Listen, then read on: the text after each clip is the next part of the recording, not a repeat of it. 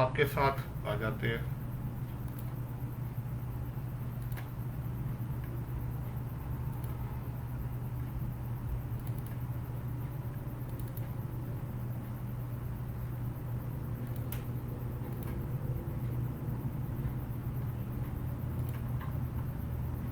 इसकी स्क्रीन की एनवायरनमेंट किधर है जी? एक मिनट, ये आ गया। मैं जी स्क्रीन आपकी शेयर करने जा रहा हूँ जी। ठीक है, Sir, please एक share the minute, screen, sir. एक मिनट जी। वो शेयर स्क्रीन, हाँ जी ये है। शेयर कर देता हूँ, हाँ जी। देखिए सर, स्क्रीन आ रही है जी सर, अवेलेबल है सर जी। स्क्रीन। मैं अभी बस आपकी फाइल ओपन कर लेता हूँ। सर। एक मिनट।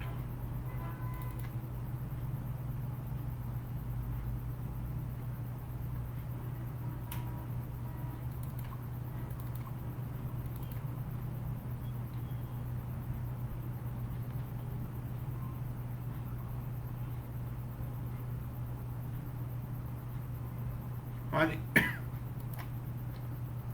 ये चेक कीजिएगा जी आपके पास। जी सर। जी सर, ओके। हाँ जी, ओके है sir. So should we start the session sir? जी बिल्कुल जी। आप बस जो इंट्रोडक्शन आपने जो करना है वो आप बिस्मिल्लाह करें। और जी सर सर। एक मिनट, मैं इसको जी जैसे ही आप फिर कहेंगे मैं उसको स्टार्ट कर दूंगा जी। Right sir. Sir sir I request you, मैं आपको रिक्वेस्ट करता जी हूँ। Bismillahirrahmanirrahim. In the name of Allah, the most merciful, the most beneficent.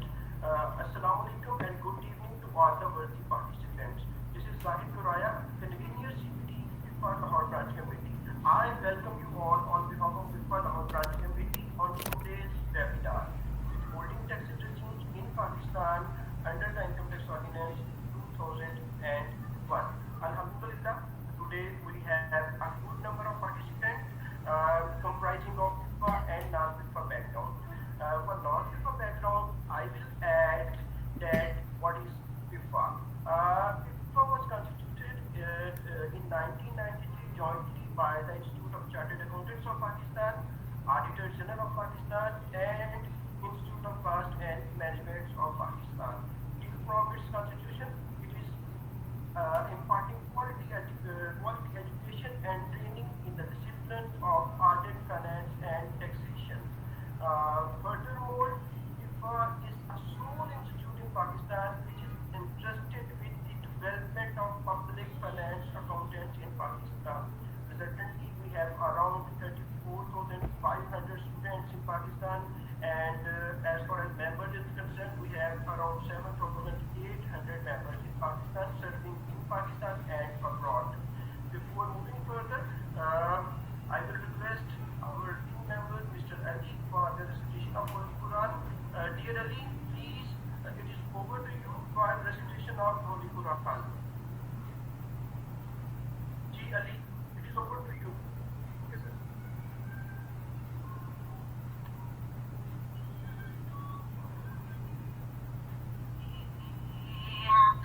قل أعوذ برب الناس، ملك الناس، إله الناس، من شر الوسواس الخناس، الذي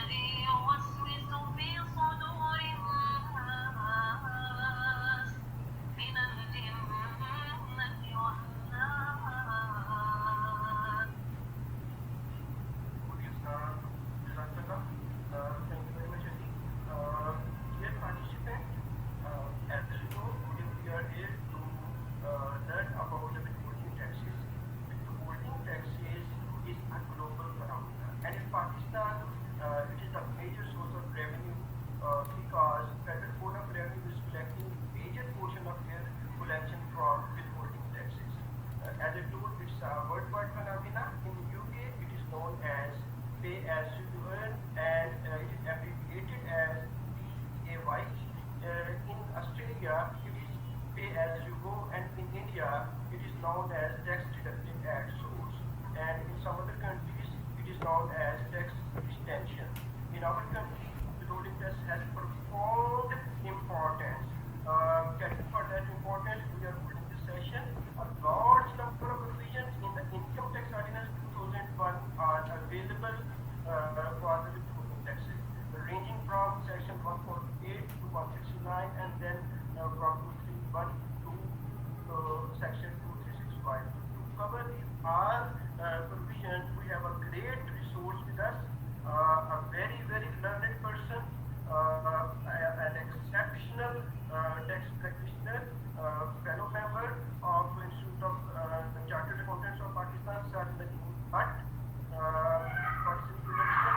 He is also fellow member of PEPFA and fellow CFMA. He is running a chartered accountant firm under the name and style of the Nadeem Chartered Accountants in Lahore. He is chairman of the Lahore Tax Bar Association Tax Academy. The point for role is he is the chairman for continuous term of LTA Tax Academy. Furthermore, he was member of ICAP Publication Committee for the period of 2017 to 18 and member of NRC ICAP Practice Board Committee for the period of 2018 to 2020. He is a lifetime member of the Lahore Tax Bar Association and Multan Tax Bar Association. He is teaching for 25 years, and Alhamdulillah, I am among his students. Sir, for further to cover this topic, I will request you please start your presentation, and it's over to you, sir, in the person. जी thank you very much जी। जैसा कि उन्होंने कहा कि with holding taxes के ऊपर आज की जो सेमिनार हमने जो रखा हुआ है, उसमें हमने कोशिश की है कि जी इसमें 50 क्वेश्चन आंसर जो है ना वो डिफरेंट जो इसमें रखें, ताकि लोगों को मैक्सिमम जो नॉलेज है वो विद होल्डिंग टैक्सेस को हम शेयर कर सकें। तो 1 बाय 1 करके मैं आपको आपके साथ शेयर करूंगा इंशाल्लाह ताला। फिर बाद में इसके क्वेश्चन आंसर सेशन जो है उसको रख लेंगे हम। तो जी स्क्रीन देखें जी, शेयर हुई है, चेक कीजिएगा।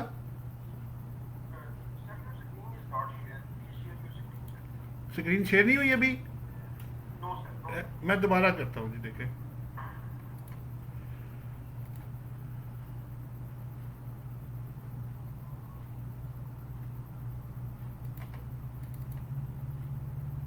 अब देखिएगा जी, आ रही है क्या?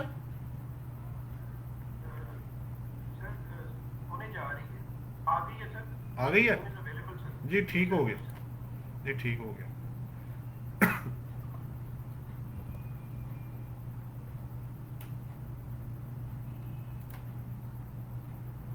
जी ये देखिए, सबसे पहले जो है वो बात हो रही है कि advance tax by the tax pair है, वो 147 और 147A है।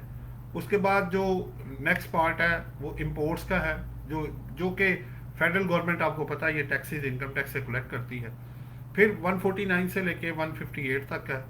उसके बाद 159 से लेके 169 है। ये मुख्तलिफ सेक्शन हैं जिनमें विद होल्डिंग टैक्सेस आया या तो आप पे कर रहे होते हैं या वो कलेक्ट कर रहे होते हैं एट सोर्स। इसी तरह ट्रांजिशनल एडवांस टैक्स प्रोविजन हैं जो 231A से लेके 236Y तक जाती हैं। सो मैंने इनको क्या किया कि इन शॉर्ट करके 50 क्वेश्चन आंसर सेक्शन में मैंने इसको कन्वर्ट कर लिया है। कोशिश की है कि तमाम एंगल्स को कवर करें। बाकी जब आपके क्वेश्चन आंसर होंगे तो इंशाल्लाह ताला इसके बाद सेशन के उसको भी देख लेंगे। तो सबसे पहला क्वेश्चन है जी, आपके सामने है वो, who will deduct withholding income tax at source. जी सबसे पहले आप देखेंगे कि उस सेक्शन में अगर वो प्रिस्क्राइब पर्सन कह रहा है तो प्रिस्क्राइब पर्सन की डेफिनेशन उस सेक्शन में गिवन होगी, या as specified in the relevant section है। जैसे 149 सेक्शन है तो उसमें वो कहता है कि वो person who is required to deduct the tax. अब वहां पे प्रिस्क्राइब पर्सन नहीं है, वहां पे उसने कह दिया कि जो पर्सन पे करेगा सैलरी एज ए एम्प्लॉयर के तौर पे तो वो विद होल्डिंग एजेंट बन जाएगा। अब इसमें दो चीजें बड़ी इंपॉर्टेंट है। उसमें यह है कि अमूमन लोग क्या करते हैं कि कि जो पेएबल और रिसीवेबल होता है किसी एक पार्टी फर्ज करें ए से मैंने पैसे लेने हैं और बी को देने हैं, तो वो डायरेक्टली उसकी पेमेंट करवा देते हैं और फिर वो कहते हैं जी ये पेमेंट नहीं हुई, लेकिन in the eyes of law उसको भी पेमेंट ही समझा जाएगा और विद होल्डिंग टैक्स अकॉर्डिंगली काटा जाएगा। नंबर 1। नंबर 2, इसमें विद होल्डिंग एजेंट के लिए जो वर्ड यूज हुआ है 153 में, प्रीसीडिंग टैक्स ईयर में अगर इंडिविजुअल और एओपी की टर्नओवर 100 मिलियन से ज्यादा होगी, ठीक है, तो फिर वो विद होल्डिंग एजेंट इसमें बन जाएगा। और उसमें जो वर्ड है any of the preceding tax years है, इस पे मैं डिटेल में फिर आपसे बाद में बात करूंगा। Number 2, eight which amount with holding income tax shall be deducted. अब अमाउंट कौन सी होगी जनाब? ग्रॉस अमाउंट होगी अगर सेल टैक्स एप्लीकेबल होगा, जहां सेल टैक्स है चाहे वो सर्विसेज वाला है, गुड्स वाला है या एफईडी है, वट एवर जो एप्लीकेबल है वो आपने चार्ज करना है और ऐड करके, मसलन अगर मैं 1 लाख रुपए की परचेज करता हूं और 17% सेल टैक्स है, तो जो इनकम टैक्स काटा जाएगा वो 1,17,000 पे काटा जाएगा जब पेमेंट की जाएगी। Number 3, at what rate withholding income tax shall be deducted on various payments made under the income tax ordinance 2001। अब मुझे रेट कहां से पता लगेगा जी?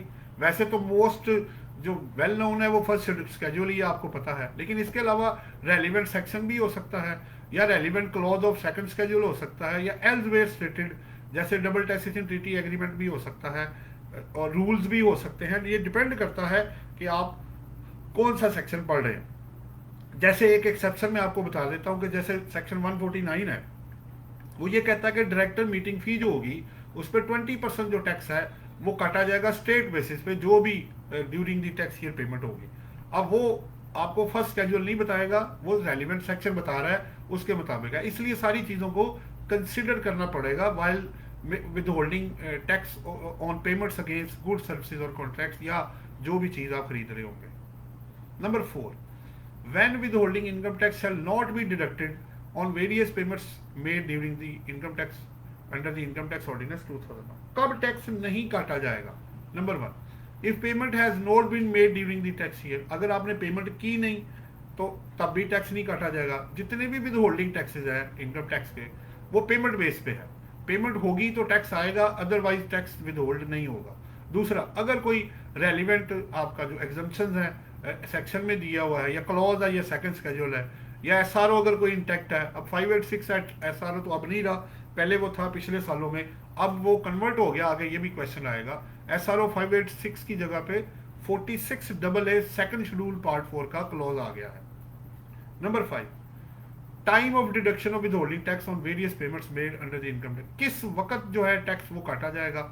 अब सबसे पहले दो चीजें हैं, अगर तो आप 151 में प्रॉफिट ले रहे हैं आपके अकाउंट में क्रेडिट हो जाए या कि कोई भी और केस में पेमेंट जब होगी तब टैक्स आएगा, लेकिन इसकी एक्सेप्शन दो मैंने आपको कोट कर दी है, 154 sub section 3A and 154 sub section 3C। अब 3A क्या कहता है, अगर एक्सपोर्ट प्रोसेसिंग जोन में अगर आप कोई एक्सपोर्ट करते हैं तो जैसे ही आप उस जोन से बाहर निकलेंगे तो विद होल्डिंग टैक्स उसी वक्त ही उस पर आपके एक्सपोर्ट पे लग जाएगा। इसी तरह अगर आप 154 3C में हैं, किसी ऐसी कंट्री में एक्सपोर्ट करते हैं जहां बैंकिंग चैनल नहीं है, तो जैसे ही आप पाकिस्तान की टेरिटरी को क्रॉस करेंगे उसको करने लगेंगे, बल्कि जब तो वो कस्टम वाले उसी वक्त आपसे टैक्स जो है कलेक्ट कर लेंगे।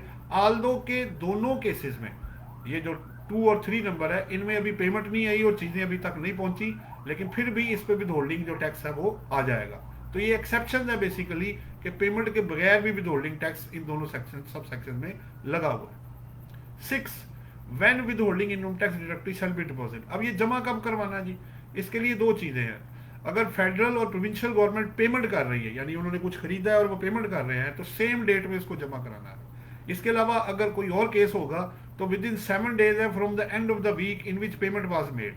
मसलन आज अगर फर्ज कर आज फ्राइडे है, आज अगर मैं पेमेंट करता हूं तो ये वीकेंड होगा संडे को रात 12 बजे तक, अगला जो कमिंग संडे होगा वहां रात 12 बजे तक मैं पेमेंट कर सकता हूं विद होल्डिंग टैक्स काटने की। इसका मतलब ये हुआ कि फेडरल और प्रोविंशियल गवर्नमेंट के अलावा जितने लोग हैं उनको कम से कम 8 दिन अगर वो संडे को टैक्स काटते हैं और मैक्सिमम 14 डेज दिए जाएंगे कि जो टैक्स उन्होंने काटा है वो FBR के बिहाफ पे जो उन्होंने एज ए विदहोल्डिंग जो टैक्स काटा है वो जमा करवा दें। अब 7th क्वेश्चन जी, अब क्या होगा, what will be the course of action if withholding income tax is required to be deducted but not deducted and deposited by the payer. और उसके दूसरी तरफ क्या है, and cases where withholding income tax is not required to be deducted but deducted and deposited by the payer. अब इसकी बात ये हो रही है, फर्ज करें आपने किसी ऐसे विद होल्डिंग एजेंट को सप्लाई की है जिसने टैक्स काटना था लेकिन उसने टैक्स नहीं काटा, तो फिर ऑब्वियसली आपको टैक्स जो है अगर वो जमा नहीं करवाता तो आपको अल्टीमेटली जमा करवाना पड़ेगा 162 सेक्शन में। दूसरी बात यह है कि अगर आपका टैक्स इनएडवर्टेंटली कट गया है, रिक्वायर्ड नहीं था, तो उसका क्रेडिट आप ले सकते हैं, उसमें कोई इशू नहीं है।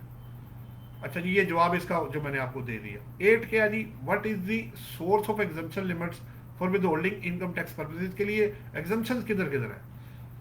The same are given in the relevant, या तो सेक्शन में है या एसआरओ में है या फर्स्ट स्केड्यूल में है या second schedule of the income tax ordinance 2001 है, वेयर एप्लीकेबल। मैंने बुक ऑलरेडी तमाम लोगों को दी हुई है, अगर किसी को बुक्स वो नहीं मिली तो वो आप वो बुक मुझसे ईमेल अपनी देके पिफा के थ्रू या डायरेक्टली मुझे देके वो किताबें आप मुझसे ले सकते हैं। उसमें हमने ये चार्ट विद होल्डिंग के सारे बनाए हुए हैं, वहां से आप काफ़ी बेनिफिट इसका उठा सकते हैं। 9 नंबर जी, is there any adjustment allowed against withholding income tax. क्या मैं विद होल्डिंग टैक्स को कम कर सकता हूं जो कि मैंने दूसरों के बिहाफ पे काटना है। इसमें एक तो रेलिवेंट सेक्शन आपको बताएगा, जैसे 149 सेक्शन ये कहता है कि अगर आपने कोई गाड़ी खरीदी है, कैश विड्रॉल है या टैक्स क्रेडिट है या रिडक्शन आपके पास अवेलेबल है, तो वो एम्प्लॉयर को आप चीज़ वो एविडेंस दिखा के टैक्स कम कटवा सकते हैं। यानी अगर फर्ज करें मैंने 1.5 लाख रुपए टैक्स देना है एक साल में और गाड़ी पे मैं 50,000 दे आया हूँ, तो वो मैं अपने एम्प्लॉयर को दिखा के जो मेरे नाम पे गाड़ी होगी वो 50,000 माइनस करके बाकी 1 लाख मैं कटवा लूंगा। इसी तरह 236C है, उसका सब सेक्शन 3 है, अगर आप 4 साल के बाद प्रॉपर्टी ऑब्वियसली आप बेचते हैं तो वो 0% उस पर वो टैक्स लगेगा। Number 10, to whom withholding tax is to be deducted. किसका टैक्स जो है काटना है। अब ऑब्वियसली जिसको पेमेंट हो रही है या जिस उसी का टैक्स होगा। जैसे सैलरी में एम्प्लॉइज है, अगर आप सप्लायर आपको चीज़ें दे रहे हैं उनका है तो वो सप्लायर्स का टैक्स है। इसी तरह इंपोर्ट है तो वो कलेक्टर कस्टम काटेगा और वो लेगा आपसे, और वो होता किसका है, वो टैक्स पेयर जो इंपोर्टर होता है। 11 नंबर जी, what is the status of withholding income tax deducted at source from recipient point of view under the income tax law. अब ऑब्वियसली उसके लिए 3-4 ऑप्शन है, आपको पता है। या तो वो एडजस्टेबल है, इंक्लूडिंग मिनिमम टैक्स है, इसमें क्रेडिट नॉट अलाउड भी शामिल होता है, और covered under final tax regime. So it will depend from, अब अभी इस वक्त तो आपको पता है काफ़ी केसेस मिनिमम टैक्स रिजीम में शिफ्ट हो गया, जैसे कॉन्ट्रैक्ट्स वाले हैं, कमर्शियल इंपोर्टर हैं, सप्लाईज है, तो काफ़ी चीज़ें अब आपका वो जो प्रॉफिट ऑन डेट है, ये काफ़ी चीज़ें आपकी मिनिमम टैक्स रिजीम के अंदर चली गई है। 12 जी, क्वेश्चन नंबर 12 है, how amount of income tax will be computed for withholding tax purposes in case of imports. अब इम्पोर्ट्स में 1-2 चीज़ें बड़ी इंपॉर्टेंट है, वो ये है कि आपने हायर ऑफ द डिक्लेयर्ड और असेस वैल्यू ऑफ इम्पोर्ट आपने लेनी है, जो कि जीडी पे उन्होंने दिया होता है। आपको पता है डिक्लेयर्ड वैल्यू अलग है और असेस वैल्यू अलग होती है, और असेस इन दोनों में से जो हायर होगा उस पर कस्टम ड्यूटी ऐड की जाएगी, फिर उसमें सेल टैक्स ऐड किया जाएगा। कस्टम ड्यूटी ऐड करके फर्ज करें 1 लाख रुपए की इम्पोर्ट है, उस पर कस्टम ड्यूटी फर्ज कर ले आप 50% है, अज्यूम कर रहा हूँ मैं, तो 1.5 लाख हो गया। 1.5 लाख के ऊपर फिर 17% जो एप्लीकेबल है वो आएगा। इसके अलावा अगर कोई नॉन एडजस्टेबल टैक्सेस हैं या ड्यूटीज हैं जो कि रिफंडेबल, नॉन एडजस्टेबल और नॉन रिफंडेबल है, वो भी कॉस्ट का हिस्सा बन जाती हैं। सो ये वाला इंपोर्ट से रिलेटेड था जी। नेक्स्ट है जी, आपने जो विद होल्डिंग स्टेटमेंट है और एनुअल विद होल्डिंग स्टेटमेंट्स जो हैं वो कब जो है वो उनको फाइल करना होता है। जो तो क्वार्टरली है वो आपको पता है हर क्वार्टर के 20 डेज के अंदर, मतलब अगर पहला क्वार्टर है जुलाई टू सितंबर तो 20 अक्टूबर तक, इसी तरह अक्टूबर टू दिसंबर 20 जनवरी, इसी तरह जनवरी टू मार्च 20 अप्रैल, और फिर अप्रैल टू जून फिर 20 जुलाई तक आपको with in 20 days of the following जो आपका होगा क्वार्टरली क्वार्टर, उसके अंदर आपने जमा कराना है, उसको फाइल करना बेसिकली। और एनुअल जो है विद इन 1 मंथ है, अगर आपका ईयर एंड सितंबर है तो 31 अक्टूबर, जून है तो 31 जुलाई, 1 महीना आपको मिलेगा annual with holding statement file करने के लिए। लेकिन एनुअल विद होल्डिंग स्टेटमेंट सिर्फ सैलरी की है, वो आपकी गुड्स और सर्विस की नहीं होती है। एक्टिव टैक्स पेयर कौन होगा जी इनकम टैक्स लॉ में? आपको पता होगा कि इनकम टैक्स लॉ का ATL लिस्ट अलग है और सेल टैक्स की ATL की लिस्ट अलग है। ये ज़रूरी नहीं कि जो बंदा इनकम टैक्स में ATL में होगा वो सेल टैक्स में भी होगा। तो अब इसके लिए क्या है, या तो आप पाकिस्तान की लिस्ट में हो ATL में, या आप आज़ाद जम्मू कश्मीर या गिलगित बल्तिस्तान की काउंसिल बोर्ड की रेवेन्यू की जो लिस्ट है, तीनों में से किसी एक में भी आप आ गए तो आपको एक्टिव टैक्स पेयर ही समझा जाएगा under the income tax law. 15 what will be the course of action available to a taxpayer if withholding income tax demanded under section 161(2)(05) has been created by the tax department? तो क्या होगा जी, या तो आप उसको accept कर लें और डिमांड को पेमेंट कर दें, या उसकी कोई एडजस्टमेंट ले लें अगर आपके पीछे रिफंड पड़े हुए हैं, या आप विदहोल्डिंग टैक्स को रिजेक्ट कर दें टोटली या पार्शली, और एक्सेप्ट और रिजेक्ट करके आप अपील कर लें, या पार्टली एक्सेप्ट करके पार्टली रिजेक्ट कर दें और उसके अगेंस्ट आप अपील फाइल कर सकते हैं, और स्टे का भी आपको फैसिलिटी इसमें अवेलेबल होती है जी, अगर आप, लेकिन वो अप्लाई करके लेना पड़ेगा। 16 जी, what are the implications of failure to withholding tax under the income tax law?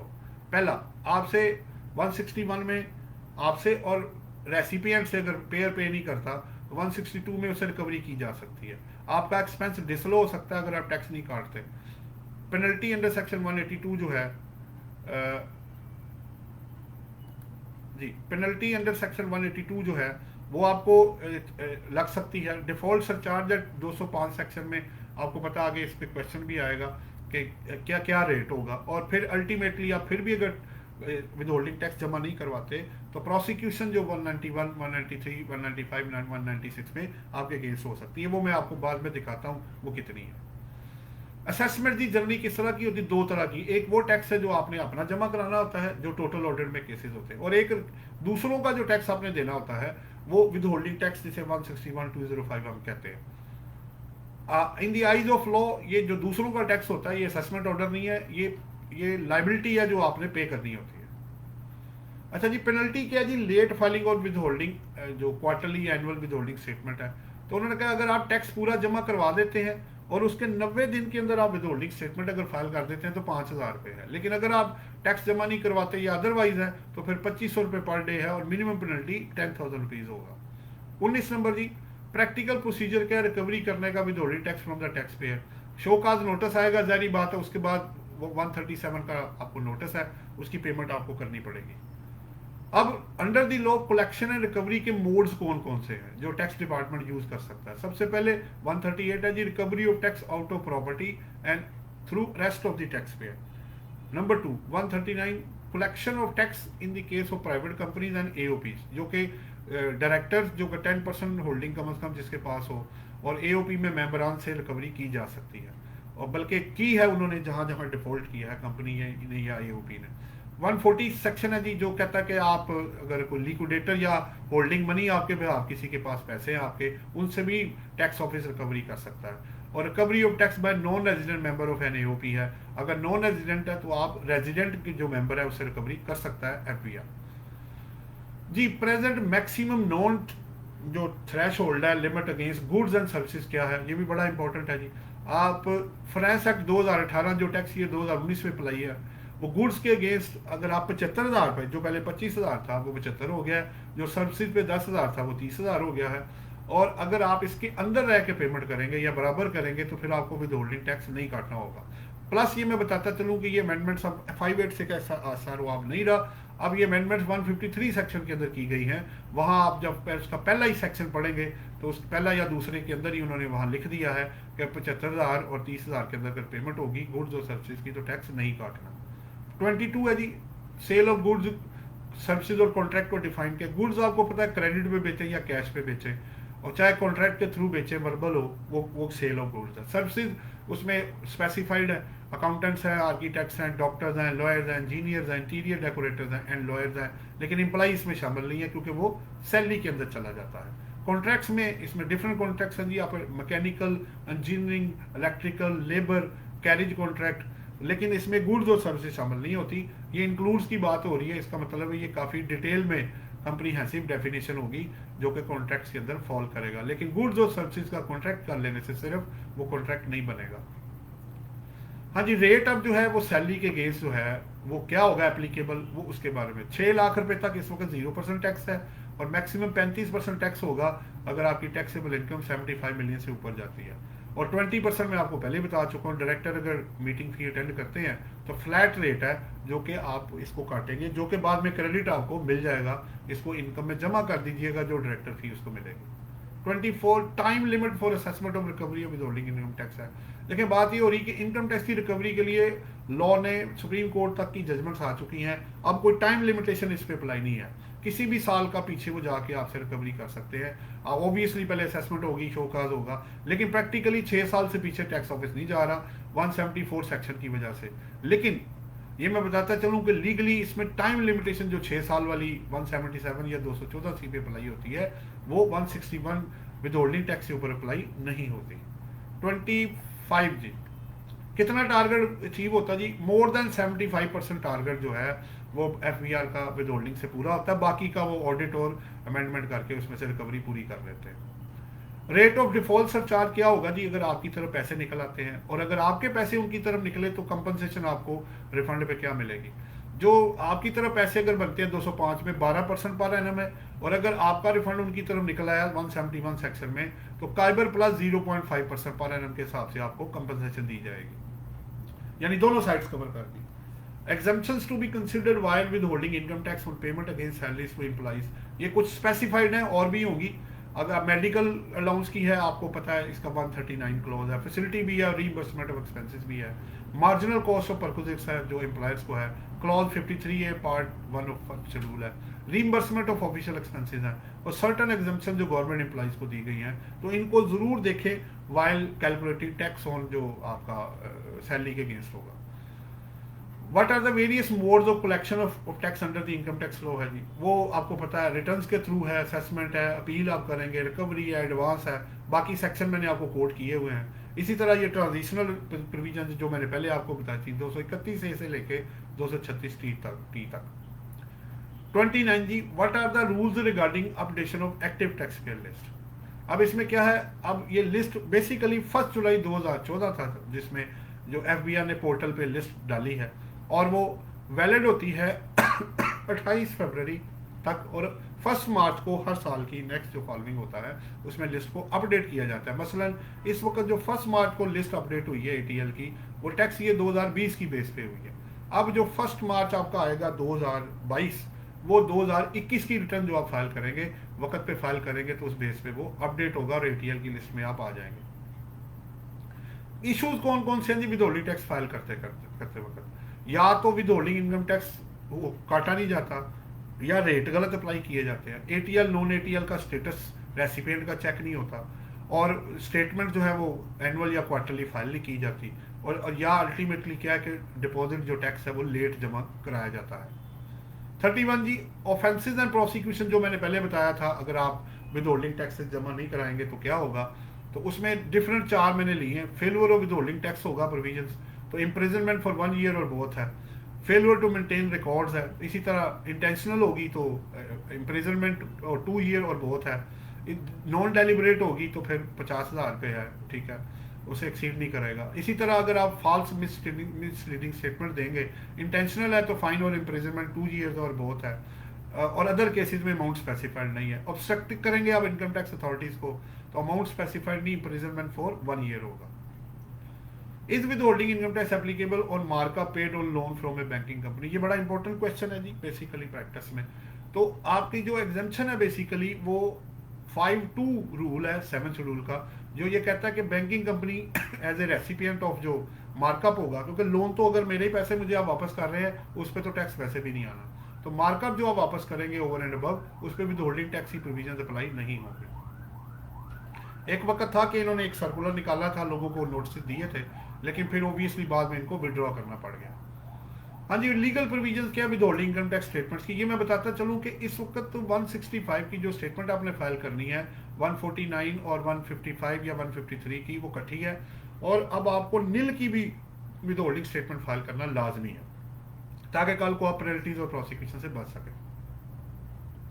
Impact क्या होगा जी recovery withholding tax from recipient? अगर रेसिपिएंट टैक्स पे कर दे तो और पेयर पे ना करे तो क्या होगा, उसमें यह है कि आप सरचार्ज जो होगा, अगर लेट पेमेंट हुई है तो वो रिकवर कर सकते हैं, और एक्सपेंसेस फिर भी डिसअलो हो सकते हैं पेयर के, इवन के रेसिपिएंट अगर टैक्स पे कर देगा, क्योंकि वो पेयर के ऊपर चेक एंड बैलेंस रखना चाहते हैं।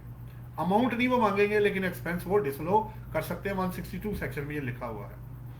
35 है जी, आप डिफॉल्ट सरचार्ज से या लेट पेमेंट से या non payment of withholding tax से कैसे बच सकते हैं? अगर आपके पास विद होल्डिंग इनकम का डिफॉल्ट आ गया है और रिफंड आपके प्रीसीडिंग टैक्स ईयर में पड़े हुए हैं, तो आप उनकी एडजस्टमेंट आपस में कर सकते हैं और डिफॉल्ट सरचार्ज से बच सकते हैं। मसलन अगर 10 लाख की डिमांड है, पीछे रिफंड ही 15 लाख पड़ा हुआ है, तो आपको डिफॉल्ट सरचार्ज से बचत हो सकती है। इस पे जो रेफर्ड जजमेंट है वो मैंने इसमें हाईलाइट करके आपको दे दी है। इस बेस पे आप इस पे डिफॉल्ट सरचार्ज से बच सकते हैं। 36 है जी, what is the purpose of reconciliation of statements है, रिपोर्ट जो आप विद होल्डिंग स्टेटमेंट्स करते हैं। देखें उसमें जितनी भी रिटर्न आपने फाइल की है, इनएक्शन में सब कुछ है, उसके ऊपर उसको टैली करने के लिए बेसिकली 44(4) की रिकंसिलिएशन मांगी जाती है, ताकि पता चल सके कि कितना टैक्स बनता था और कितना काटा और कितना नहीं काटा। 37 है जी, what are the various disputes and their effects related to non compliance of withholding statements. अगर आप बिजनेस कंडक्ट कर रहे हैं, नहीं फाइल करते हैं, तो पेनल्टी 182 में है। लेट फाइलिंग की पेनल्टी 182 के अंदर है। फिर जिन लोगों के बिलो टैक्सेबल लिमिट है, उनकी भी रिक्वायरमेंट है कि उसको शो करना होता है, लेकिन लोग शो नहीं कर रहे होते। इसी तरह एग्जम्पशन आपने जो मैंने पहले कहा 586 SRO आप चला गया, 46AA part 4 of second schedule के, उसको आप देख सकते हैं। फिर इसी तरह जो एग्रीकल्चर प्रोड्यूस अगर आप खरीदेंगे तो क्लॉज 12 है of part 4 of second tax schedule, उसकी प्री कंडीशन आप मेट करें तो विद होल्डिंग टैक्स पे नहीं काटना होगा। कुछ लिटिगेशन की लैंडमार्क जजमेंट से बड़ी इंपॉर्टेंट है। अगर आप एग्जम्पशंस की इंटरप्रिटेशन चाहते हैं तो वो रेवेन्यू की फेवर में ज़्यादा केस जाते हैं और डिसएडवांटेज टू द क्लेमेंट है, ये उसकी जजमेंट रेफर कर दी है। CIR अपील आपका जो ऑर्डर है उसको सेट असाइड पहले कर सकते थे, टैक्स ये 2011 से ऑनवर्ड अब वो सेट असाइड नहीं कर सकते। उनकी कमिश्नर इनर रेवेन्यू अपील्स की जो पावर जो है वो विड्रॉ हो चुकी है सेट असाइड की। ट्राइब्यूनल और कोर्ट्स की अभी बाकी है, वो इंटैक्ट है। एग्जम्पशंस ऑन सेकंड शेड्यूल में आप ओबीएस है कि एग्जम्पशन सर्टिफिकेट देंगे तो वो मानेंगे, ऑटोमेटिक नहीं है। इसी तरह ऑडिट में अगर आपका केस आता है 170/214C और आपका विद होल्डिंग 21C जो विद होल्डिंग टैक्स पूरा हो जाता है, तो वहाँ भी कई दफ़ा छूट मिल जाती है। लेकिन अब सवाल ये हो रहा है कि जो असेसमेंट वाला ऑफिसर है वो अलग है और जिन्होंने विद होल्डिंग की प्रोविजन की कंप्लायंस करवानी होती है वो कमिश्नर आपके, वो जो टैक्सेशन ऑफिसर है बेसिकली वो अलग होगा। 2 एसेंशियल्स हैं जी 161 के लिए, tax payer with holding agent होना चाहिए और पॉइंट आउट टैक्सेबल पेमेंट है, ये इस पर जजमेंट आई हुई है। टाइम लिमिटेशन अप्लाई नहीं होता, पहले भी मैंने कोट किया, अब दोबारा से उसके अंदर एक लिस्ट बना दी है। और जो बिलो टैक्सेबल लिमिट है उसको भी शो करना होता है, ये जजमेंट भी साथ कोट कर दी है। 39 है जी, जो income earned bye tax payer being an individual domiciled company and AOP जो रेजिडेंट इन ट्राइबल एरिया, उसका क्या करना है। वैसे तो ये 146 क्लॉज था जिसमें ये एग्जेम्प्ट इनको एग्जम्पशन दी गई थी, और paragraph DO article 246 of constitution of Pakistan and 1973 का जो कि 30 जून 2023 तक उसको एग्जम्पशन देता है। अब वो 146 जो क्लॉज है वो तो हो गया खत्म, लेकिन उसके पीछे ही 145A है जो 1 जुलाई 2019 से एप्लीकेबल था, वो अभी तक इंटैक्ट है। तो मेरे मुताबिक तो अभी तक ये एग्जम्पशन इंटैक्ट ही है। 40 है जी, अगर आप फाटा और बाटा में पेमेंट्स करेंगे तो टैक्स की विद होल्डिंग का क्या स्टेटस है। तो अभी payer being as a withholding agent अगर होगा तो वो सच टैक्स काटेगा अनलेस वो आपको एग्जम्पशन सर्टिफिकेट ना प्रोड्यूस कर दे। अब आज़ाद जम्मू एंड कश्मीर का जो स्टेटस है उसके अंदर जो पेमेंट्स आप उनको करेंगे तो उसके लिए अभी क्लॉज इंटैक्ट है, वो 46AA में वो 3 ही है जो कहता है कि जी इसका आप टैक्स नहीं विद होल्ड करेंगे। 42 जो आपके पास है जी question, how withholding in tax will be deducted on payments of shipping company, air carrier, passenger tickets and cargo charges of goods transported. तो इसके ऊपर डिफरेंट क्लॉजेज हैं जो एग्जम्पशन देते हैं। पहले तो 153 है, वो सेंड पेमेंट्स पे वर्च्यू ऑफ क्लॉज आपके साथ रेफर्ड है, 46AA पार्ट 4 है। उसके बाद ये फर्दर पेमेंट्स हैं जो टिकट्स वाली हैं, इसके लिए क्लॉजेज एक डिफरेंट है। 43B है जी पार्ट 4 का, 43C है B एयर टिकट्स के कमीशन एजेंट्स के लिए, पेट्रोलियम प्रोडक्ट्स के लिए है 43C part 4, carriage of goods और ट्रांसपोर्टेड जो है वो 43D एंड E है, और subject to fulfilment of conditions है वो ये है कि आपने अपना जो टैक्स लायबिलिटी है रिस्पेक्टिव क्लॉज में वो डिस्चार्ज की हो। 44 है जी, status of withholding tax of payments against building rentals and vehicle rentals है। बिल्डिंग वाला तो आपको पता है 155 में है, और व्हीकल रेंटल अगर आप लीजिंग वाले हैं तो वो एग्जेम्प्ट है। अदरवाइज अगर आप किसी और से रेंट पे गाड़ी लेंगे तो आप विद होल्डिंग एजेंट अगर हैं तो आपको 153 में टैक्स काटना पड़ेगा। 45 है जी, प्रेजेंट स्टेटस जो है, अगर आप grant, stipend, sub grant, financial services grant, payments to communities, आप एडवांसेज एंड एक्सपोजर भेज देते हैं तो क्या है, तो वो रिस्पेक्टिव सेक्शन जो आपको बताएगा उसके मुताबिक आपको उसके टैक्स काटना पड़ेगा जी। इवन कि आप एनपीओ भी होंगे, आपको पता होना चाहिए कि एनपीओ और जो वेलफेयर इंस्टीट्यूट्स हैं उनको विद होल्डिंग्स एजेंट का स्टेटस मिला हुआ है। What is the present status of withholding income tax on payment against salaries है, उसके बारे में 149 जो है आपको पता है, उसमें मैंने एक शेयरिंग आपसे कर ली है। उसके बाद रिडक्शन जो आपको दी जाएंगी उनमें से जो 25% थी अवेलेबल फुल टाइम टीचर्स और रिसर्चर, वो 22 मार्च से खत्म हो गई है। और एग्जाम्पशन अगर कोई और रिटायरमेंट बेनिफिट्स या और कोई है तो वो सैलरी के नोट्स जो हमने दिए उसमें आप यूज कर सकते हैं। 47 है जी, what is the present status of 100% more tax अगर आपका कट जाता है 10th शेड्यूल में बीइंग एज नॉन एटीएल तो क्या होगा। तो उसमें लॉ ये कहता है जी 169(4) में कि अगर आप रिटर्न अपनी वक्त पे फाइल कर देते हैं रूल 4 ऑफ 10th शेड्यूल के मुताबिक बिफोर फाइनलाइजेशन ऑफ असेसमेंट, तो वो टैक्स आपका जो पूरे का पूरा जो डबल कटा हुआ है वो आप वापस ले सकते हैं। 48 है जी, फॉर्मेट जो है उसके अंदर स्पेसिफाइड चीज़ें, डाटा है, पेमेंट है, विद होल्डिंग टैक्स है, बिल है। ये हमने विद होल्डिंग की जो स्टेटमेंट है वहाँ से निकाला है उसका फॉर्मेट, उसमें 149, 153 और सारी इकट्ठी करके अब आप विद होल्डिंग स्टेटमेंट्स फाइल कर रहे हैं जो कि ऑनलाइन डाटा अवेलेबल है। एनुअल का जो है जी उसमें भी डाटा इसी तरह ही है, उसमें विद होल्डिंग टैक्स है, बिल है, पेमेंट वेरिफिकेशन, क्योंकि एनुअल सिर्फ मैंने आपको शुरू में बताया था कि वो सिर्फ सैलरी के लिए है, वो 153 के लिए एप्लीकेबल नहीं है। Last but not the least की जो discussion on feeding of quarterly annual with holding statements है, ओनली क्वार्टरली जो है वो मैंने आपको बताया है, और प्लस अब 1 जुलाई 2020 से ये क्वार्टरली हो चुका हुआ है, पहले ये हाफ ईयरली था, तो आप उसको भी वक्त पे फाइल करें और जो टैक्स है उसको भी वक्त पे जमा करें। ये जी मेरी साइड से जो 50 क्वेश्चन थे वो मैंने कोशिश की कि मुख्तलिफ चीज़ें कवर करूं। आप लोगों का बहुत बहुत शुक्रिया। अगर कोई क्वेश्चन है तो आप उसमें मेरे साथ वो कर सकते हैं।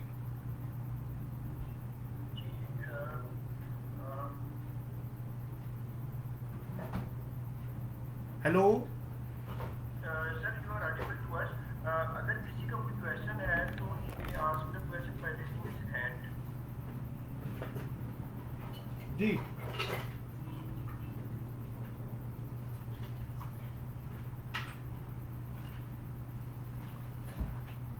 जी कोई क्वेश्चन है तो कर लीजिएगा। जी प्लीज सर, नईम साहब इज देयर टू आस्क। वालेकुम अस्सलाम।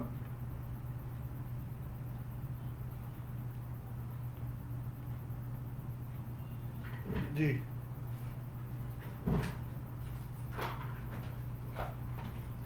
जी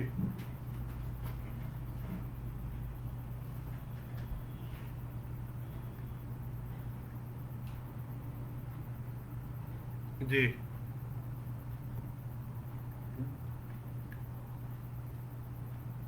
जी जी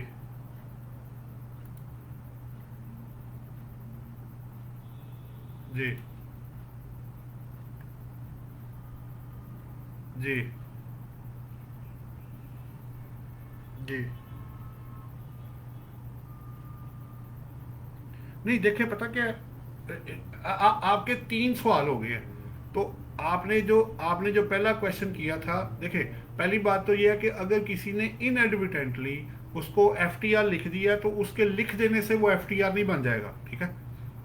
जो इस पे जजमेंट्स आई हुई है, अगर कोई लॉ, कोई रूल, कोई सर्कुलर, कोई ऐसी चीज जो इनकंसिस्टेंट विद द लॉ है, तो प्रिवेल इनकम टैक्स लॉ ही करेगा। वो गलती से किया हुआ काम जो होगा ना वो प्रिवेल नहीं करेगा। ठीक हो गया। आप उसकी नहीं, कर ले आप क्वेश्चन कर।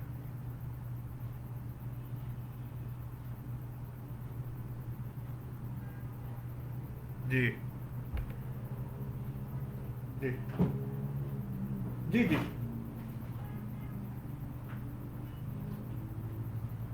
जी जी जी जी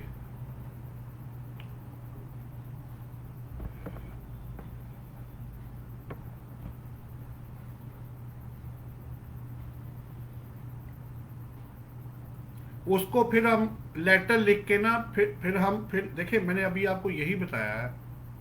अगर एक कोई बंदा, अगर एम्प्लॉयर आपका टैक्स काटे फर्ज करे सैलरी पे, और वो एडजस्टेबल की जगह फाइनल कर दे, तो इसका ये मतलब तो नहीं कि ये फाइनल टैक्स रिजीम में चला गया। पीछे एक वक्त ये भी था कि जब फर्नीचर जो था ना, आप फर्नीचर कंपनी की रिटर्न हम फाइल करते थे, फर्नीचर पे इनिशियल लॉस भी देती थी रिटर्न, ठीक है। अब अगर कोई चीज़ वायलेट करके लॉ को अपनी तरफ से कोई चीज़ बना देता है, या सर्कुलर है या कोई चीज़ है या जजमेंट है, तो प्रिवेल लॉ नहीं करना है, उस गलत चीज़ ने प्रिवेल नहीं करना, ठीक है।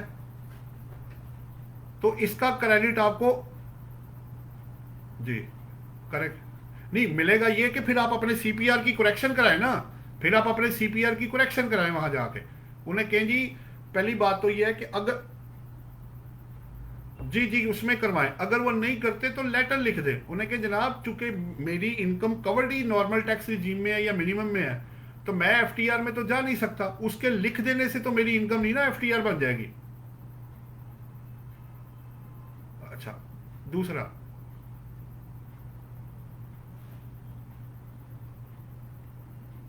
हम्म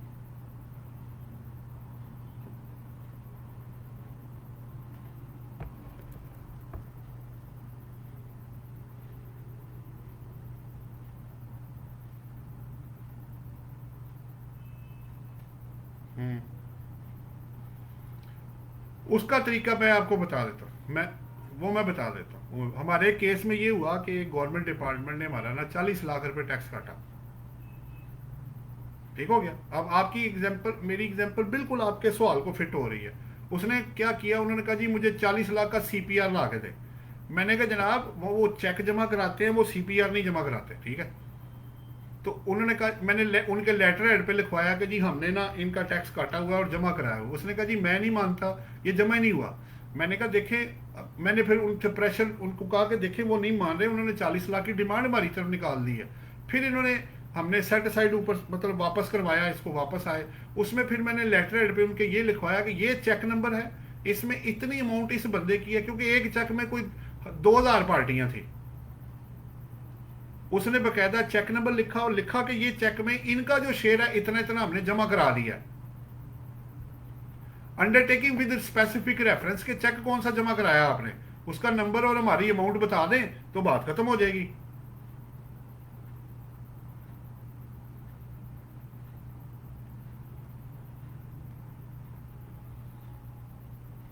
जी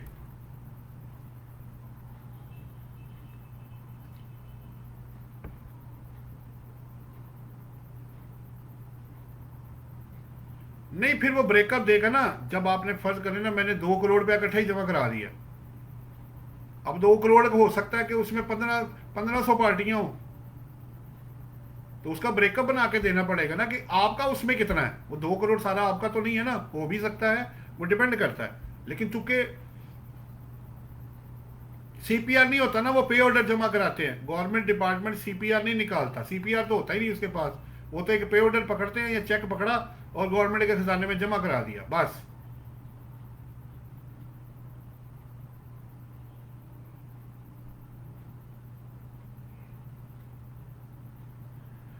तो ब्रेकअप दे ना, ब्रेकअप ले ना उसे कि मेरा मेरा उसमें नाम लिख के बकायदा बताए इसमें मेरा कितना है, क्योंकि आपको तो उतना ही मिलना है ना जो आपका है।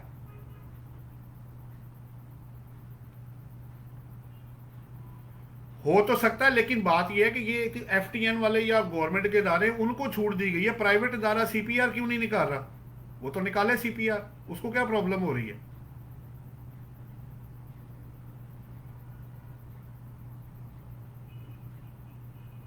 हाँ जी,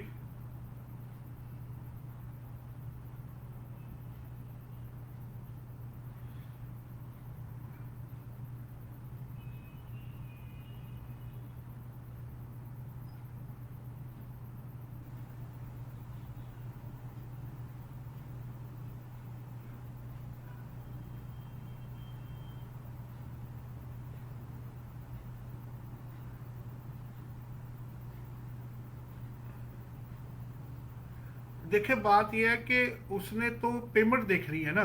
अगर वो आपको पेमेंट कर रहा है, क्योंकि विद होल्डिंग तो सारी पेमेंट के ऊपर है, अगर तो आपको पेमेंट होनी है तो फिर तो वो टैक्स काटेगा, ठीक है। अगर अगर अगर उस पे ऊपर लॉ ये कहता है कि जी आपने लॉसेस को एडजस्ट करके काटना है तो वो माइनस करेगा। अगर वो नहीं कह रहा तो फिर ग्रॉस अमाउंट पे वो टैक्स कट जाएगा आपका। दोनों में से कोई एक चीज़ तो होनी है, ठीक है। अब लेकिन ये चीज़ तय है कि होनी पेमेंट के ऊपर ही है, वो तो जो पेमेंट आपको आएगी वो काट के आपको दे देगा। अब रही बात आगे आपको जब मिलेगा, तो आपको पता है वो सेपरेट ब्लॉक में कवर्ड है, तो सेपरेट ब्लॉक आपको पता है वो फिक्स टैक्स है, वो तो ले लिया उन्होंने पैसा, ठीक है। जी जी बिल्कुल ऐसे 37A में तो सेपरेट ब्लॉक ही आपको है, उसके अलावा तो और कोई चीज़ उसमें है नहीं।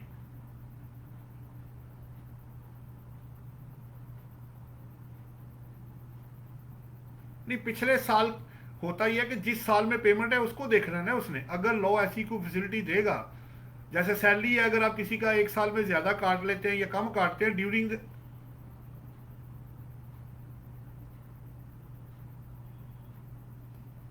हम्म हम्म वो मैं बता देता हूँ, वो 37A में ना उसने दिया हुआ 3 साल के लिए कैरी फॉरवर्ड होता है वो रेसिपिएंट को ये परमिशन दी गई है। पहले नहीं था, 19 या 20 में ये शुरू हुआ है कि अब आप 37A का लॉस भी कैरी फॉरवर्ड कर सकते हैं, लेकिन 3 साल के लिए।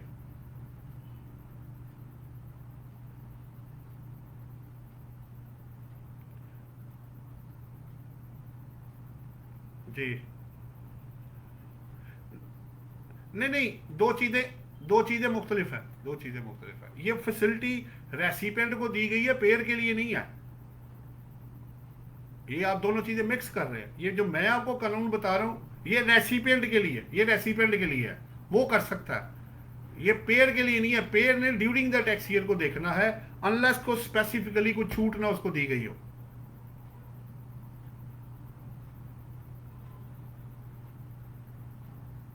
हाँ तो हाँ जी हाँ जी, अब विद होल्डिंग एजेंट उसको बनाया हुआ ना, ऐसे ही है, ऐसे ही है। अभी बता तो दिया मैंने कि वो ड्यूरिंग दी टैक्स ईयर को देखेगा, पिछले और अगले को नहीं देखेगा वो। अल नहीं नहीं, वो उसके लिए वो नहीं कर सकता अनलेस लॉ में कोई ऐसी चीज लिख ना दी जाए कि हाँ जी आप कर सकते हैं। अमूमन पेयर का आगे और पिछले लॉस के साथ कोई लेना देना नहीं होता, अनलेस लॉ उसको फैसिलिटेट ना करे।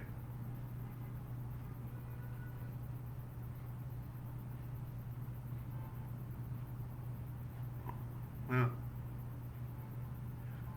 हाँ, वो पता क्या है, वो तो पता है। अगर शॉर्ट लेना है, अगर आपने फाइनल टैक्स रिजीम चेक करना है तो आप 169 सेक्शन पढ़ेंगे, ठीक है।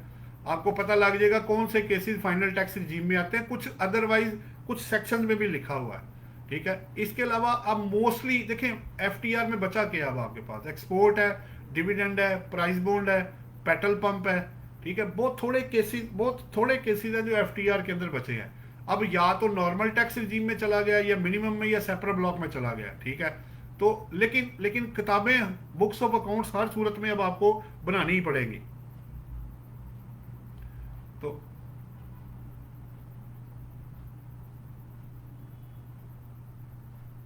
प्रॉफिट ऑन डेट मिनिमम में चला गया है, ज्यादा ज्यादा मिनिमम में गए हैं, ज्यादा मिनिमम में गए हैं।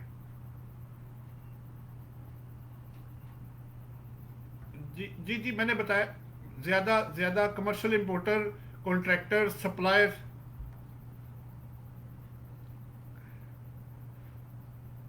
जी जी जी जी जी जी, चले।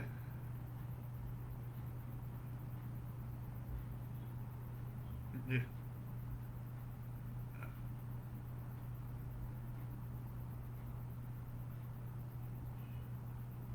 जी, अदर साहब लाइन। वालेकुम अस्सलाम जी। जी जी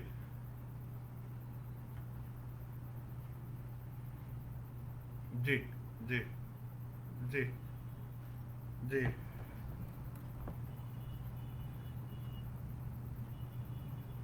नहीं, असल में पता क्या है, उनके जो होता ये है कि जो आज़ाद जम्मू कश्मीर का अगर आप साइट खोलेंगे ना, उनका लॉ हमेशा अलग ही रहा। अब इस वक्त उन्होंने पाकिस्तान का इनकम टैक्स लॉ अडॉप्ट कर लिया हुआ है, ठीक है। जीबी का मुझे चेक करना पड़ेगा, गिलगित बल्तिस्तान का, लेकिन आज़ाद जम्मू कश्मीर ने इनकम टैक्स पहले थोड़ा सा उनका मुख्तलिफ होता था, अब उन्होंने एग्जैक्टली इनकम टैक्स और सेल टैक्स वही अडॉप्ट कर लिया है जो पाकिस्तान का है।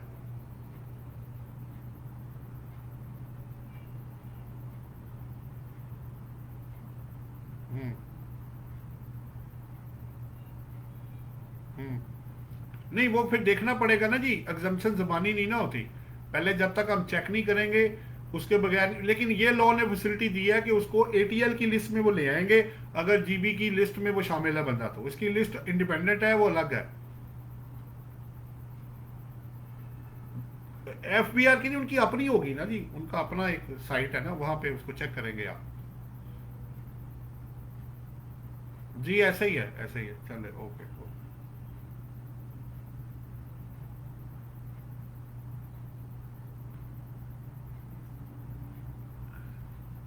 नहीं, उसमें तो उसने ये कहा कि जो बंदा, वो तो पहले की आई हुई है ना, आज की थोड़ी है, वो तो अभी थोड़ी आई, वो तो पहले की है कि जो एटीएल में होगा उस पर तो विद होल्डिंग टैक्स होना ही नहीं है, वो तो दे दी हुई है, वो तो नॉन एटीएल वाले अब है उसके अंदर। ये बात आपकी ठीक है, पहले पहले दोनों के लिए था, अब सिर्फ नॉन एटीएल के लिए है।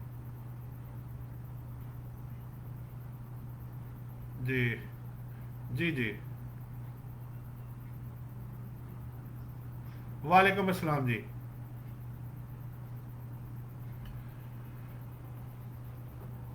अच्छा। जी।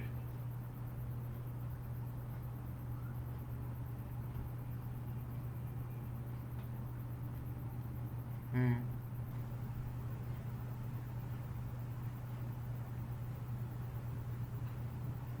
हम्म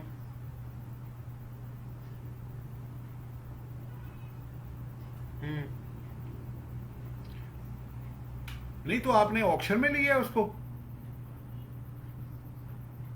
नहीं, टेंडर तो, नहीं नहीं, टेंडर तो, टेंडर ऑक्शन थोड़ी होता है। टेंडर तो ये होता है कि चार बंदे आएंगे, जो जिसके नाम का निकल आया उसको मिल जाएगा। अब टेंडर और ऑक्शन में, ऑक्शन में तो बोली लगती है ना जाके, वो एक अलग चीज है। ऑक्शन, आपने क्या किया है, आपने टेंडर विन किया। हाँ, ठीक है, ठीक है। अच्छा। जी। अच्छा।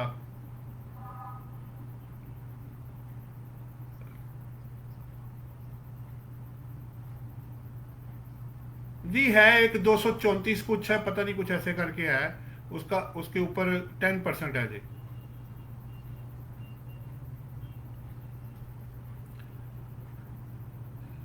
ये तो फिर मुझे चेक करना पड़ेगा, देखें, क्योंकि सेक्शन तो बड़ा ज़रूरी होता है। अगर आप कॉन्ट्रैक्ट में फॉल कर रहे हैं तो फिर इधर है। देखिए, वो उन्होंने कहा ऑक्शन में जो चीज़ आप खरीदेंगे, तो आपने तो चीज़ ली नहीं, आपने तो लिया टेंडर बेसिकली। मुझे मुझे लगता है कि आपको 153(1) में आना चाहिए, आप दूसरे वाले में नहीं आ रहे हैं, क्योंकि चीज़ तो आपने ली कोई नहीं है। हाँ जी।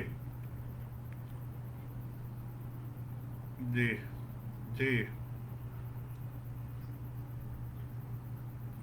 नहीं नहीं, दोनों एक वक्त में, एक एक वक्त में दोनों कैसे अप्लाई हो सकते हैं, एक ही होगा ना।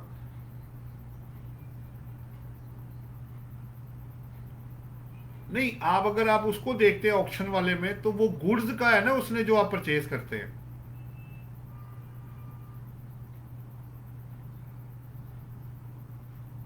हाँ जी। तो वो गुड्स ही, चले आप फिर, आप ऐसे कीजिएगा, वो ना कॉन्ट्रैक्ट पढ़िएगा जो आपका आपस में तय हुआ है, उसमें क्या लिखा हुआ है, अगर तो वो।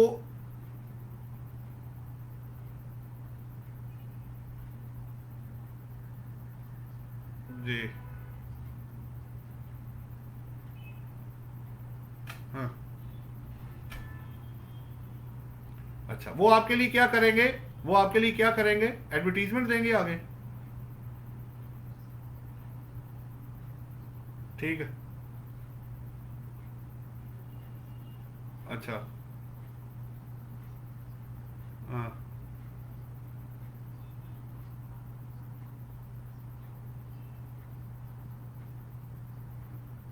हम्म।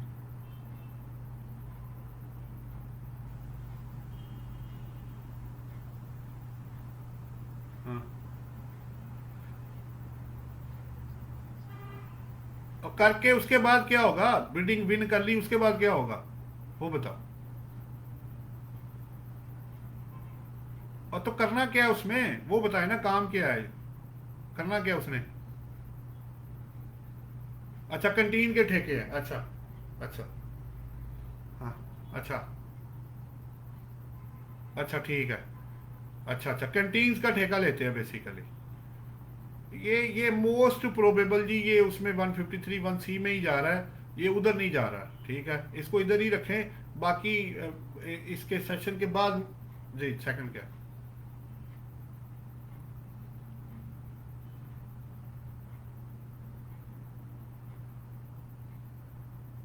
जी ऐसा ही है, ऐसा ही है।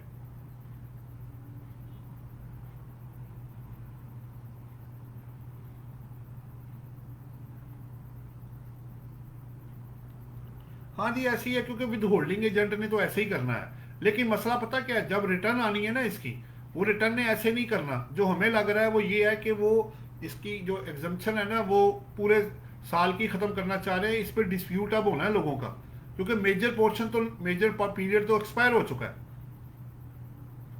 देखो ना 22 मार्च है, अप्रैल मई जून, तकरीबन 3.25 महीने के लिए आपने पिछला जो जो 8.75 या 8.8 मंथ्स है उनको आपने लटका दिया है।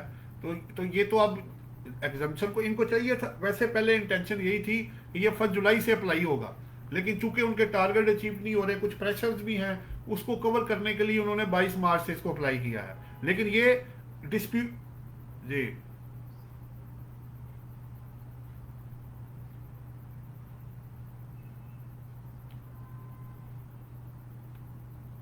जी जी अभी अभी तो भाई, अभी तो वो जो आपके है ना सॉफ्टवेयर एक्सपोर्टर वाले, उन्होंने भी लड़ाई करनी है। अभी तो बड़ा कुछ होना है, ठीक है। सबको उनको टैक्स क्रेडिट में डाल दिया है, स्टार्टअप को भी टैक्स क्रेडिट में डाल दिया है, ठीक है। कोल वालों को जो प्रोजेक्ट्स पावर के लिए उनको भी डाल दिया इन्होंने उधर, ठीक है। ये फुल टाइम टीचर को भी डाला है। तो मसला अब ये है कि वो तो जो चाहिए था कि रिस्पेक्टिव पीरियड पे करते। बहरहाल और भी सवाल ले लेते हैं, इंशाल्लाह ताला इसको करते हैं फिर।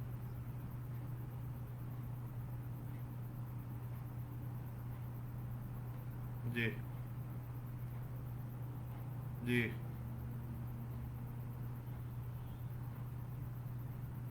हाँ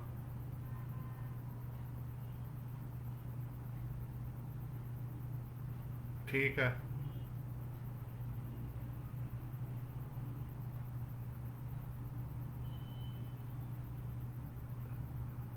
अच्छा जी। देखिए पहली बात तो ये है कि जहाँ तक सिक्योरिटी का ताल्लुक है, तो सिक्योरिटी पे तो विद होल्डिंग टैक्स नहीं होगा, क्योंकि वो तो 153 में उसको छूट दी गई है सिक्योरिटी डिपॉजिट को। अब रही बात प्रॉफिट की, अगर प्रॉफिट ऑन डेट है और बैंकिंग सेक्टर और अदरवाइज आ रहा है, तो फिर उस पर विद होल्डिंग टैक्स आपको वो प्रॉफिट ऑन डेट का है ना, मेरे हाल 28 है, कौन सा है, उसके अंदर जाके इसमें विद होल्डिंग टैक्स जो है वो काटना पड़ जाएगा। पेमेंट वाला 151 में है, ठीक है। और जो रेसिपिएंट होगा वो इनकम फ्रॉम अदर सोर्सेज में, अगर उसकी बिजनेस इनकम ना हुई तो विद होल्डिंग टैक्स इस पे अप्लाई हो जाएगा, क्योंकि मार्कअप जो है ना बैंकिंग और नॉन बैंकिंग का एग्जेम्प्ट है, अदरवाइज वाला मार्कअप एग्जेम्प्ट नहीं है, विद होल्डिंग टैक्स है।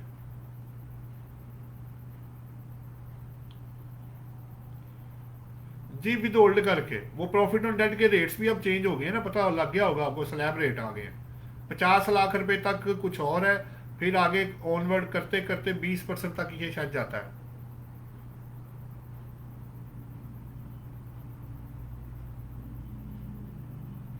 जी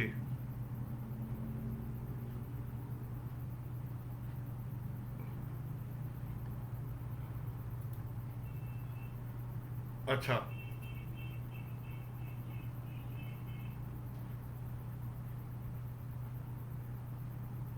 अच्छा,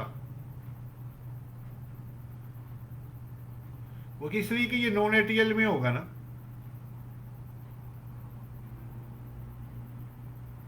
वो तो अपनी, जब तक लॉ छूट नहीं देगा, आप एटीएल में अगर नहीं है तो फिर रेट डबल ही होगा, अनलेस एग्जम्पशन ना मिल जाए आपको।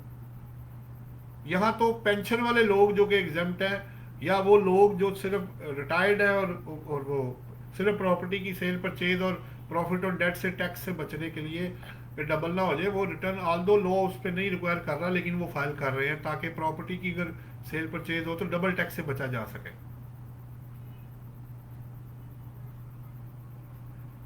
भाई अब वो तो आप वो देखे ना, अगर लॉ में छूट नहीं है तो मेरा तो कोई कसूर नहीं है ना, मैंने तो फिर टैक्स काट लेना है उसका। एक और भी चीज़ है, मैं आपके नॉलेज पर्पज के लिए, सब पार्टिसिपेंट्स के नॉलेज के लिए शेयर करता चलूँ। वैसे फेडरल और प्रोविंशियल गवर्नमेंट की इनकम एग्जेम्प्ट फ्रॉम टैक्स है सेक्शन 49 में, प्लस उस पर विद होल्डिंग टैक्स भी प्रोविजन अप्लाई नहीं होंगी, लेकिन ये एग्जम्पशन सिर्फ फेडरल गवर्नमेंट, प्रोविंशियल गवर्नमेंट और लोकल अथॉरिटी के लिए है। इसमें इनके बनाए हुए इदारों को छूट नहीं है, ये भी मैं बताता चलूँ।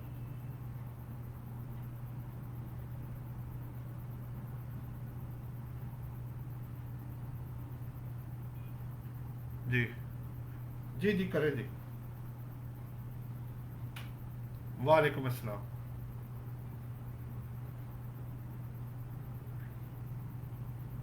जी ठीक हो गया।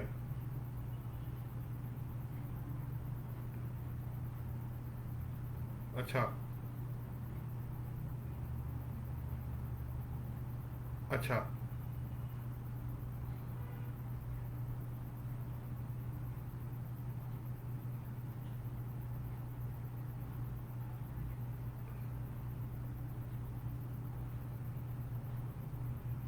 अच्छा ठीक है। पहले आप उस क्लॉज को अच्छी तरह पढ़ लें कि कौन किसको सप्लाई करेगा, तो वो रेट 1% होगा, उसको ज़रूर चेक कर लीजिएगा। अगर तो आप उसकी प्री कंडीशंस को मेट कर रहे हैं तो फिर तो ठीक है, लेकिन एक चीज़ मैं बताता चलूँ आपको, अगर कल को ये प्रूव हो गया कि आप इस क्लॉज के अंदर नहीं आते, तो डिफरेंस उन्होंने आपसे प्रिंसिप वो 3.5% विद डिफॉल्ट सरचार्ज उन्होंने कलेक्ट करना है आपसे। नहीं नहीं, हाइपर की बात नहीं होती, हाइपर की बात नहीं होती भाई, कानून जो अगर अप्लाई होता है तो उसने तो अप्लाई होना है, ठीक है।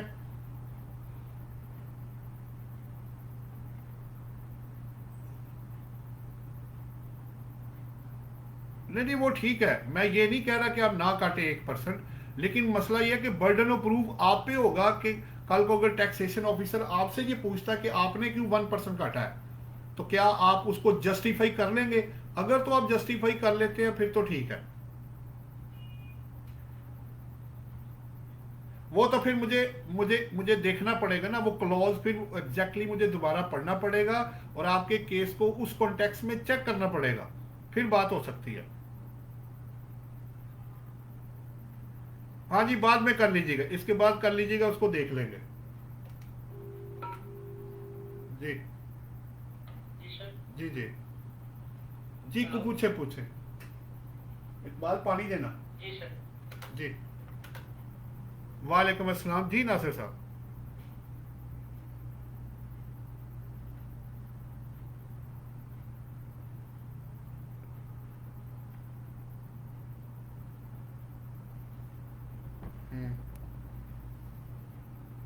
नहीं, आप बाद में इसकी करेक्शन भी हो सकती है और लिख के आप दे भी सकते हैं। देखें, अगर एक गलती से एक बंदे ने कोई चीज़ गलत कर दी है तो इसका ये मतलब नहीं है कि उसका लिजिटिमेट राइट खत्म हो गया, ठीक है।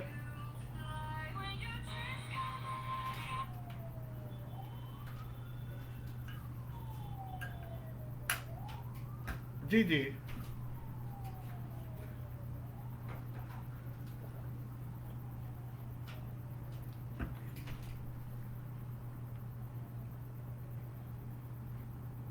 देखिए, पैसा जमा हो गया ना,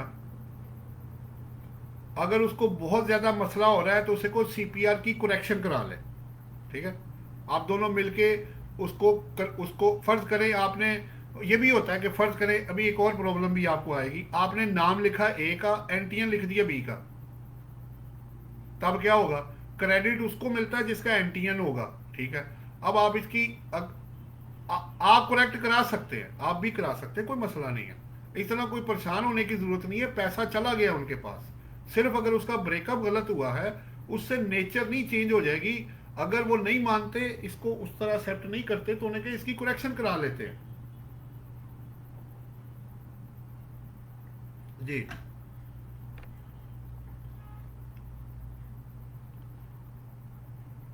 जी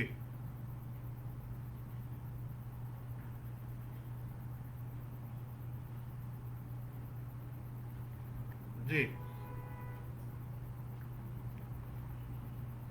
जी जी, करें करें, आप करें।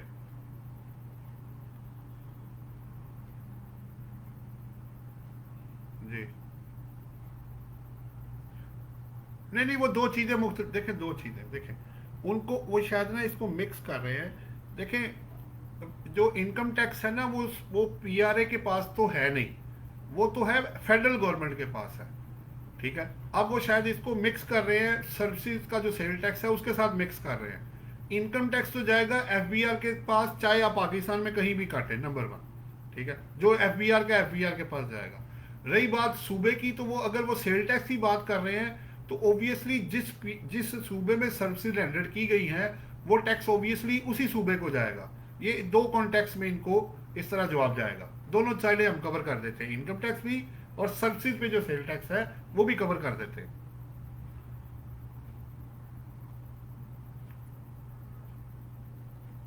हाँ,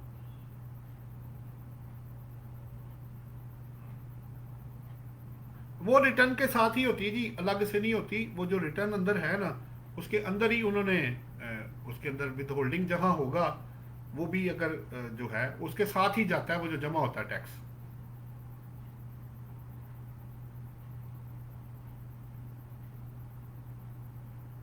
तो आप मुझे एक काम करें ना, ईमेल नोट करके ना वो सारे ईमेल मुझे भेज दें, मैं इकट्ठा ही उनको जो है ना बुक उनको भेज दूंगा। कोई और सवाल है तो देख ले।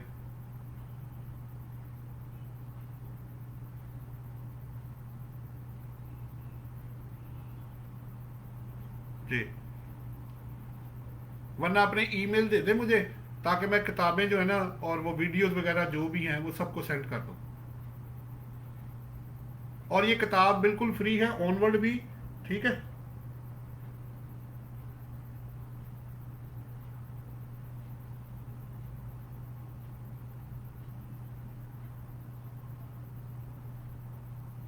जी जी जी जी जी जी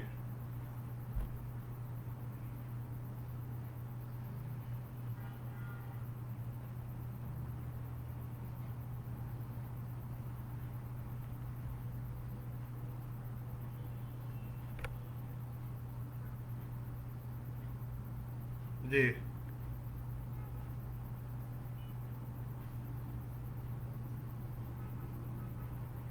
जी जी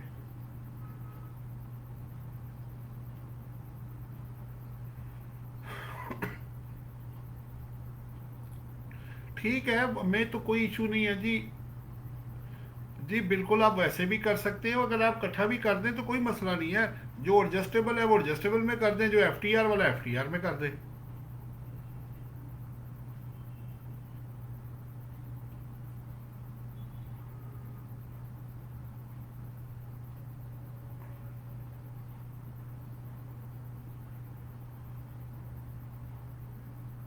तो वो तो आप अगर एक चलान में भी कर दे, अगर नहीं, अगर आप दो चलान बनाने की बजाय एक में भी कर दें, ब्रेकअप सही बना दें ना, बात खत्म करें ना।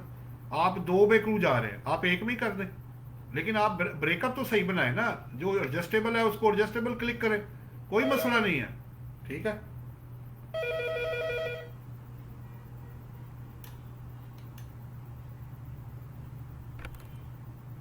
जी जी, कोई मसला नहीं, जब तक आपके पूरे पार्टिसिपेंट सेटिस्फाइड नहीं होंगे मैं इसको डिस्कनेक्ट नहीं करने वाला।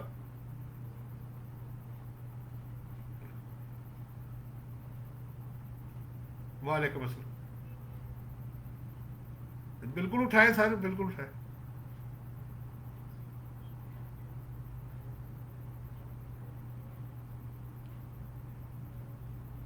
जी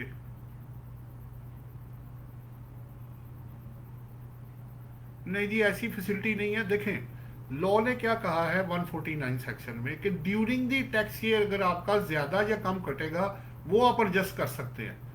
जो आपका वैसे ज्यादा कट गया है पिछले सालों में वो आप रिफंड मांगेंगे या एडजस्टमेंट करेंगे अपनी रिटर्न के अंदर, एम्प्लॉयर के साथ नहीं कर सकते आप।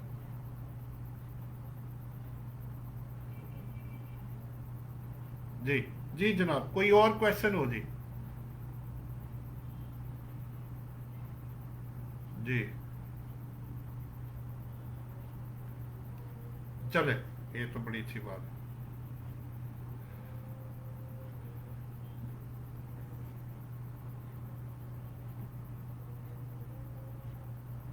जी जी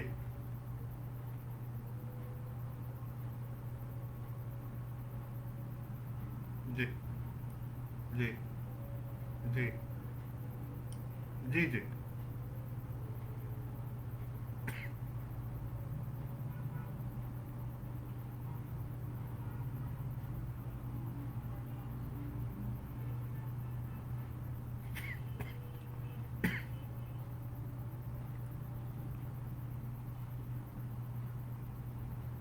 जी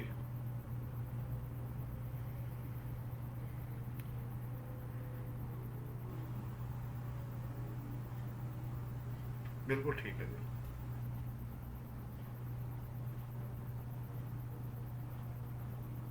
जी जी जी बिल्कुल सही है।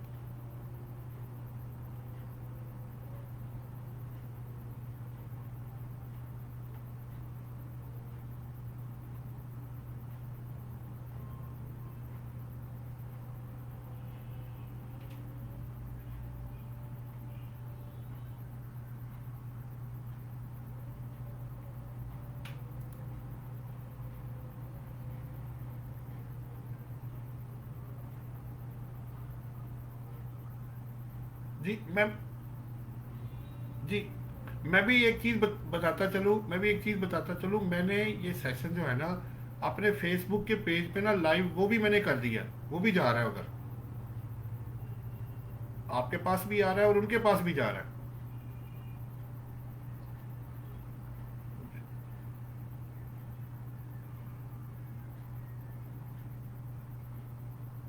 जी ठीक है, ठीक,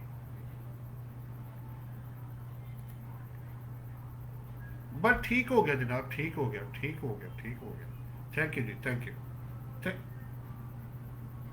जी सर, वो आपका शुक्रिया जनाब, आपने मुझे मौका दिया, thank you very much, thank you. Thank you, thank you ji.